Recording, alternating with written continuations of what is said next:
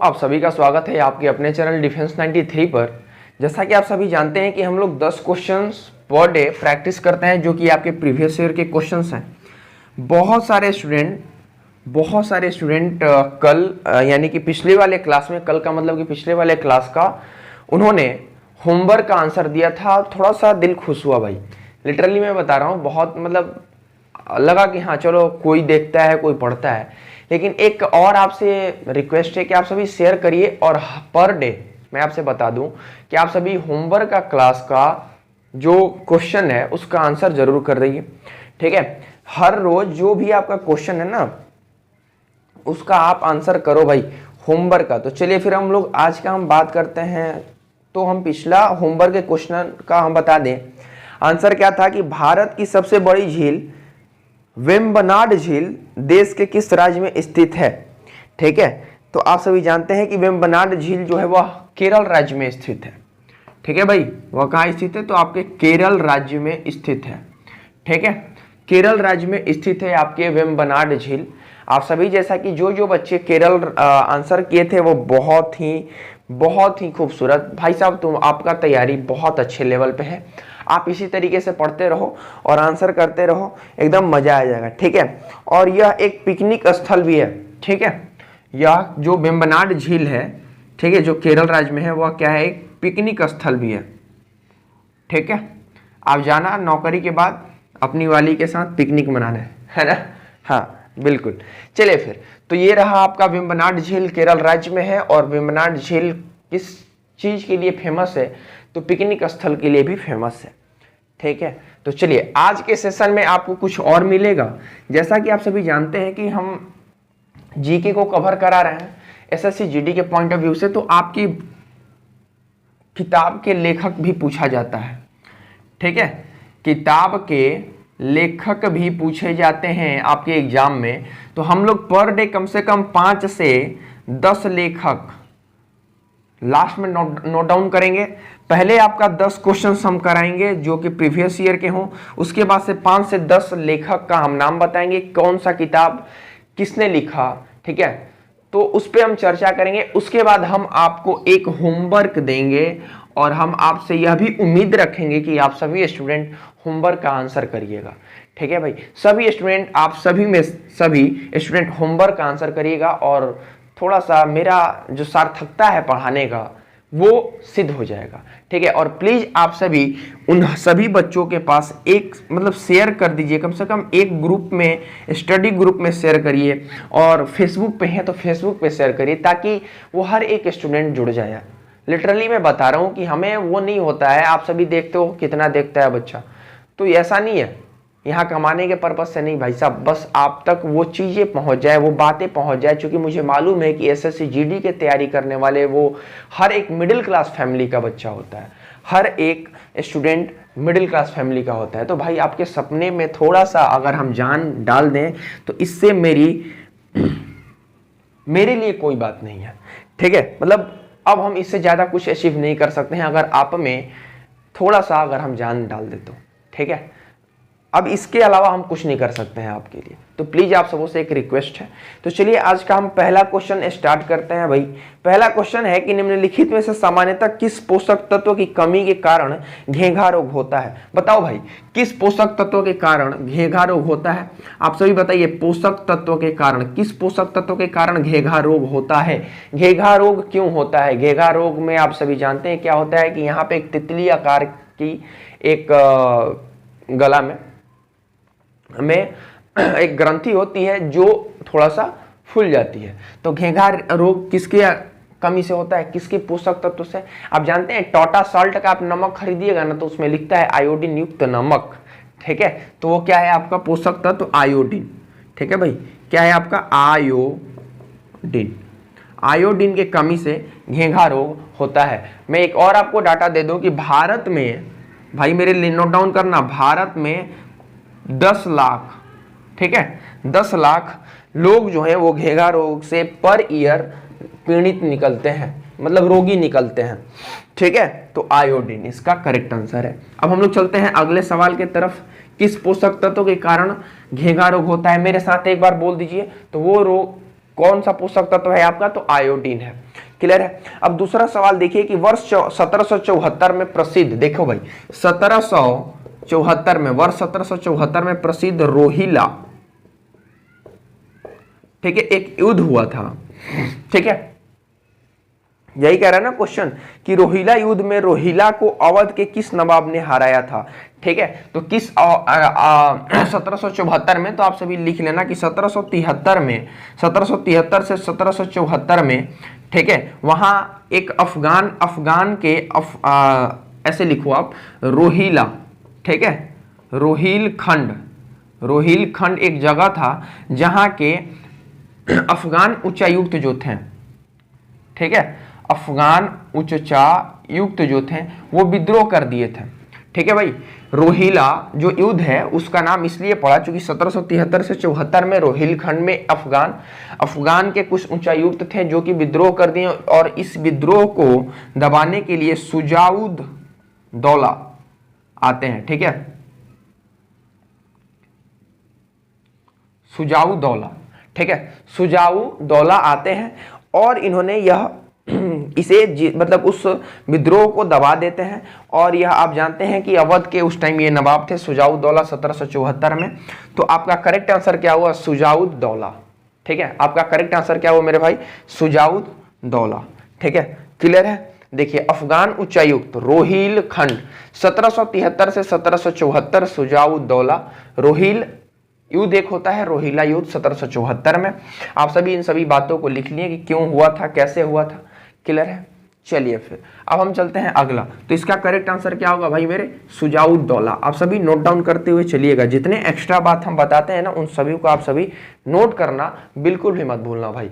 ठीक है, लेकिन दोस्त देखो जाओगे ना वहां पे तो फिर पता चलेगा कि क्वेश्चंस कैसे कैसे आते हैं और किस किस पैटर्न के आते हैं। बस आपको हम पैटर्न दिखा रहे हैं कि पैटर्न ये होंगे इस तरीके से। आप यकीन मानो कि आपका जब अगस्त में पेपर है तो आप अभी से लोगोगे ना तो आप एकदम सिक्योर 80+ करके आओगे। ऐसा क्या स्कोर करने से फायदा जिसमें कुछ डर हो। आप एग्जाम से निकले तो रिजल्ट का वेट करो, क्या दौड़ने जाए, ऐसे हो क्या दौड़ने जाए, 70 नंबर आया है, पता नहीं होगा कि नहीं होगा। तो इस तरीके वाले कंफ्यूजन में मत रहना हमेशा।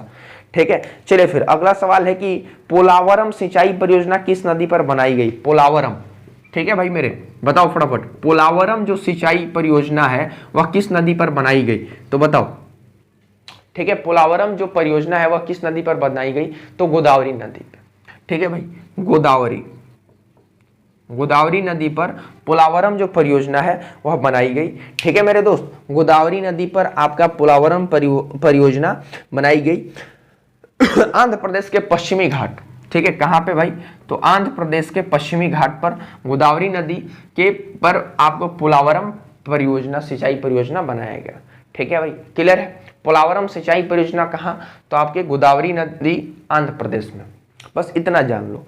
और आगे का जो है कि भारतीय संविधान के अनुसार, ठीक है, भारतीय संविधान के अनुसार भाई साहब क्या बताना है आपको कि पंचायतों का गठन, जानते हैं ना पंचायत यानी कि जो प्रधान होता है, मुखिया। ठीक है, आपके गांव में एक पंचायत होता है, सरपंच, मुखिया, वार्ड कमिश्नर सब रहते हैं वहां पे। तो इसमें दिया है कि भारतीय संविधान के अनुसार, देखो भाई भारतीय संविधान के अनुसार, ठीक है, किसके अनुसार, तो इंडियन कॉन्स्टिट्यूशन के अकॉर्डिंग पंचायतों का कहां पर व्यवस्था किया जाएगा और उसकी जनसंख्या, राज्यों में कितनी जनसंख्या होनी चाहिए, जिस भी राज्य में पंचायती व्यवस्था लागू किया जाएगा उस राज्य की जनसंख्या कितनी होगी, यही आपसे पूछा है।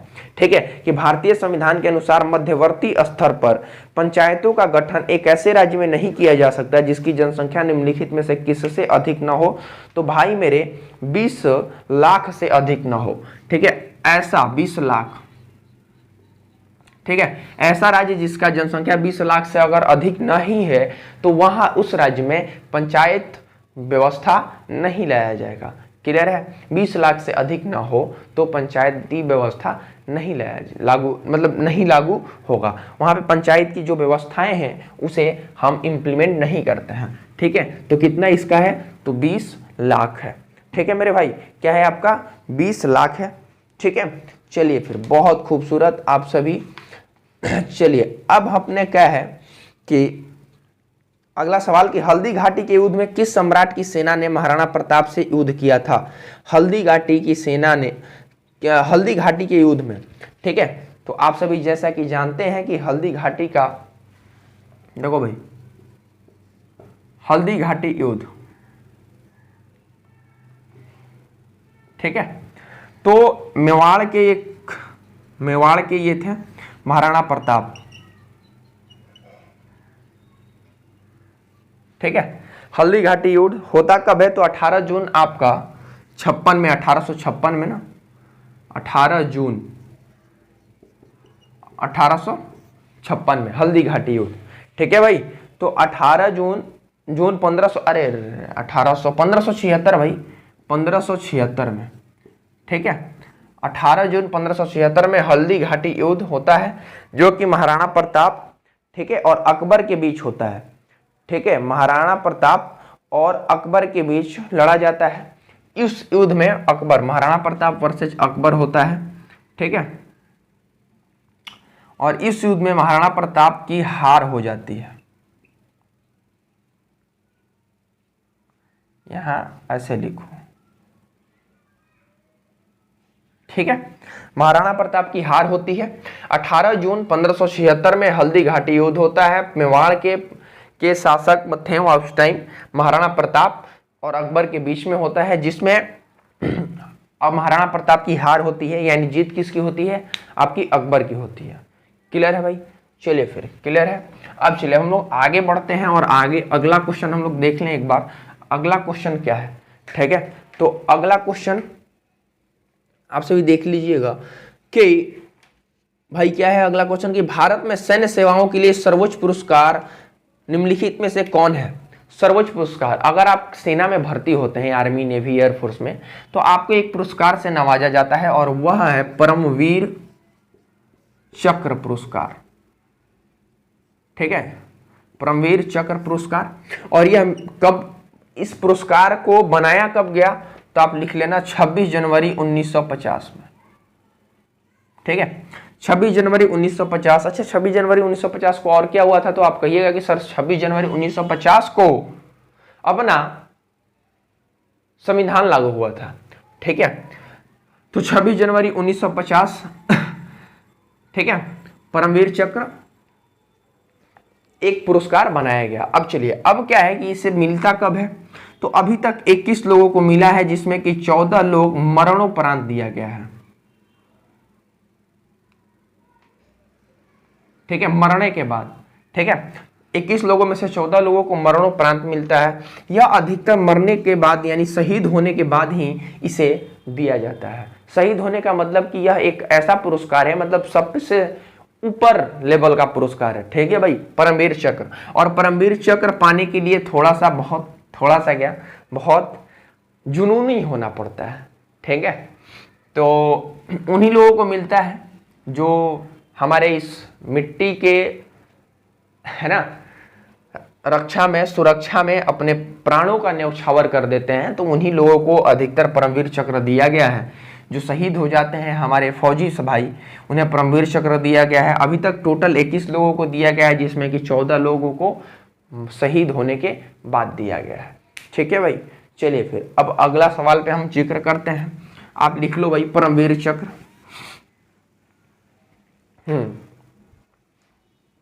क्या है कि पारंपरिक लोक नृत्य गोटीपुआ किस राज्य से संबंधित है? भाई एक लोक नृत्य है गोटीपुआ, ठीक है भाई। गोटीपुआ एक लोक नृत्य है जो कि आपके उड़ीसा से संबंधित है, उड़ीसा से संबंधित है गोटीपुआ। इसका सबसे खास बात मालूम है क्या है? गोटीपुआ में लड़का लड़की बन के नाचता है, ठीक है। जो लड़का है ना, वो लड़की बन के नाचता है भाई, लड़की बन के नाचता है लड़का, ठीक है। लड़का जो है वो लड़की बन के नाचता है। गोटीपुआ जो है वो आपका उड़ीसा का लोक नृत्य है, ठीक है। गोटीपुआ आपका उड़ीसा का लोक नृत्य है। अब हम लोग चलते हैं अगला सवाल की तरफ। और अगला सवाल क्या है देखना, कि निम्नलिखित में से कंप्यूटर भाषा कोबोल, कोबोल का आविष्कार किसने किया? ठीक है, COBOL, कोबोल का आविष्कार। यह एक लैंग्वेज है, ठीक है, तो ये लैंग्वेज क्या है आपको हम बता दें, ठीक है।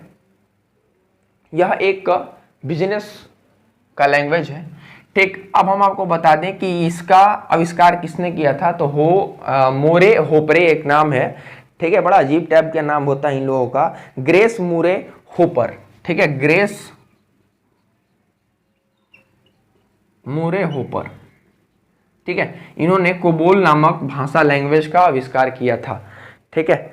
चलिए फिर अब हम लोग चलते हैं। अच्छा एक और बात कि आप सभी ना जाके ना COBOL का कमेंट करिएगा कि इसका फुल फॉर्म क्या होता है, ठीक है। मैं बता दूंगा लेकिन आप सभी एक बार इसको सर्च करके और देख के बताना, कमेंट करना COBOL का फुल फॉर्म क्या होता है। कोबोल लैंग्वेज है ये कंप्यूटर का, ठीक है। देखो इतना सारा कॉमन है, आप समझ सकते हो। ये हम आपको बिजनेस बताएं, लैंग्वेज बता दिए, कंप्यूटर बता दिए, तो आप बता भी सकते हो, ठीक है। लेकिन आप सभी जाके एक बार सर्च करना, जहां से देख के बताना होगा बताना, ठीक है। अब अगला क्या है कि राष्ट्रपति के चुनाव में उत्पन्न सभी संदेह और विवादों को जांच करने और निर्णय लेने की शक्ति किसमें होती है। अगला सवाल जो है आपका यह है कि अगर राष्ट्रपति के चुनाव होता है, उसमें कुछ विवाद हो जाती है या उसमें कुछ संदेहास्पद बातें हो जाती हैं, तो उस पर फैसला लेने की शक्ति किसके पास होता है। तो आप हमेशा देख लो, राष्ट्रपति का जब चुनाव होगा उसमें कुछ गड़बड़ी या धांधली होगा तो आपका सुप्रीम कोर्ट, ठीक है, सुप्रीम कोर्ट उस पर फैसला लेगा, ठीक है। सुप्रीम कोर्ट जो होगा वो आप जान लो कि सुप्रीम कोर्ट जो है वो उस पर फैसला सुनाएगा। राष्ट्रपति के चुनाव में अगर कोई भी गड़बड़ी पाई जाती है तो सारी फैसला सुप्रीम कोर्ट लेगा। अगला जो सवाल है वो क्या है, देखना कि भारत का सबसे बड़ी मीठे पानी की झील कोलेरू झील किस राज्य में स्थित है। कोलेरू, और यही आपका होमवर्क का है, कोलेरू, कोलेरू झील जो है वह कहाँ स्थित है, यही आपका होमवर्क का क्वेश्चन है। कोलेरू झील, कोलेरू झील जो है वो आपका होमवर्क का क्वेश्चन है। आई होप आप सभी इसका आंसर जरूर देंगे, हमें उम्मीद है। और मैं एक और अनाउंसमेंट करता हूं कि कल मैं उन सभी बच्चों का नाम भी लूंगा जो होमवर्क का आंसर देंगे भाई, ठीक है। जो जो बच्चा होमवर्क का आंसर देगा उन सभी का मैं एक बार जरूर नाम लूंगा, क्योंकि दिल खुश हो जाता है जब होमवर्क का क्वेश्चन का आंसर आता है। तो अब हम लोग बात करते हैं पुस्तक, एक साइड दे दो पुस्तक और एक साइड दे दो लेखक का नाम, ठीक है, और लिखते चलना पुस्तक और लेखक का नाम, ये बहुत पूछे जाते हैं, ठीक है। पुस्तक और लेखक का नाम आप सभी नोट डाउन करते हुए चलना, ठीक है। तो लिखो फिर द हिंदूज, ठीक है, द हिंदूज एक पुस्तक है आपका, द हिंदूज, ठीक है, द हिंदूज ये पुस्तक है। और इसके लेखक कौन है, कोई जानता है तो फटाफट आंसर करें, ठीक है। तो वेंडी डोनिगर, ठीक है, कौन है आपके वेंडी, ऐसे लिख लो,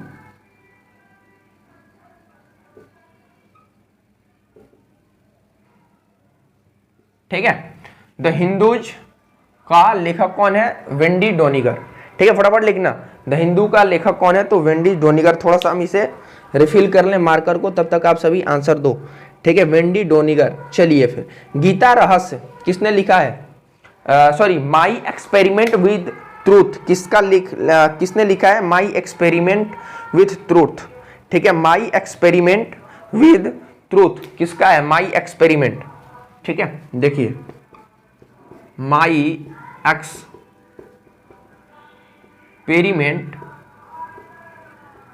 विद ट्रूथ लिख लो यार ऐसा, ठीक है। माई एक्सपेरिमेंट विद ट्रूथ किसका है, तो अच्छा देखिए सत्य क्या चीज लगा है ना, मेरा एक्सपेरिमेंट सत्य के साथ, यानी कि महात्मा गांधी होंगे, ठीक है। कौन होंगे आपके, Mahatma Gandhi. My experiment with truth Mahatma Gandhi ने लिखा है। द हिंदूज किसने लिखा है, तो आपका वेंडी डोनिगर ने लिखा है। अगला जो है वो गीता रहस्य, गीता रहस्य किसका लिखा गया है, गीता रहस्य, तो गीता रहस्य किसने लिखा है, तो आप सभी जानते हैं गीता रहस्य जो है वो बाल गंगाधर तिलक,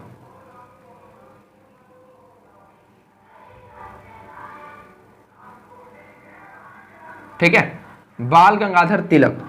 गीता रहस्य जो है वो आपके बाल गंगाधर तिलक ने लिखा है। और एक है मीन कॉम्फ, एडोल्फ हिटलर का है, मीन कॉम्फ फटाफट लिखो, मीन कॉम्फ किसका है भाई, एडोल्फ हिटलर, ठीक है। एडोल्फ हिटलर का है। मीन कॉम्फ जो है वो आपके एडोल्फ हिटलर का है। तो देखिए हम लोग 4 किए हैं, कौन कौन? The Hindus, Wendy Doniger, my experiment with truth Mahatma Gandhi, Gita रस बाल गंगाधर तिलक, और मीन कॉम्फ किसका है? आपका एडोल्फ हिटलर का है। अब हम लोग चलते हैं अगला लिखिएगा, डिस्कवरी ऑफ इंडिया किसका है? डिस्कवरी ऑफ इंडिया, ठीक है, फटाफट आंसर दो। डिस्कवरी ऑफ इंडिया किसका है बताओ? ठीक है,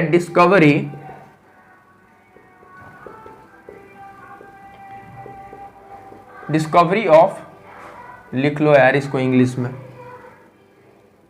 डिस्कवरी ऑफ इंडिया किसका है? तो नेहरू जी का, जवाहरलाल नेहरू, लिख लेना, ठीक है। डिस्कवरी ऑफ इंडिया किसका है? आपका नेहरू का है। अगला है कि अ बंच ऑफ ओल्ड लेटर्स, ये भी आपके जवाहरलाल नेहरू का है, ठीक है। लिखना बंच ऑफ ओल्ड लेटर्स, ठीक है, ओल्ड लेटर्स, ये लेटर्स है LATTERS, a bunch of old letters, ये भी किसका है? आपका नेहरू का है। गांधी एंड स्टालिन किसका है? गांधी एंड स्टालिन किसका है बताओ फटाफट? गांधी एंड स्टालिन किसका लिखा गया है? गांधी एंड स्टालिन किसका है बताओ? गांधी एंड स्टालिन किसका है बताइए आप सभी? स्टालिन लुई फिशर का है, ठीक है। किसका है? लुई फिशर, ठीक है भाई। लुई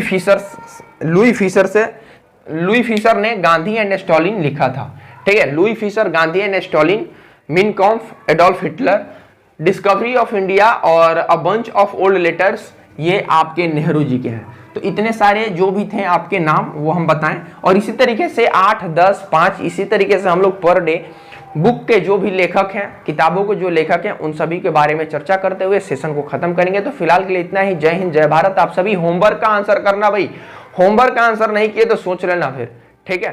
तो चलिए फिर।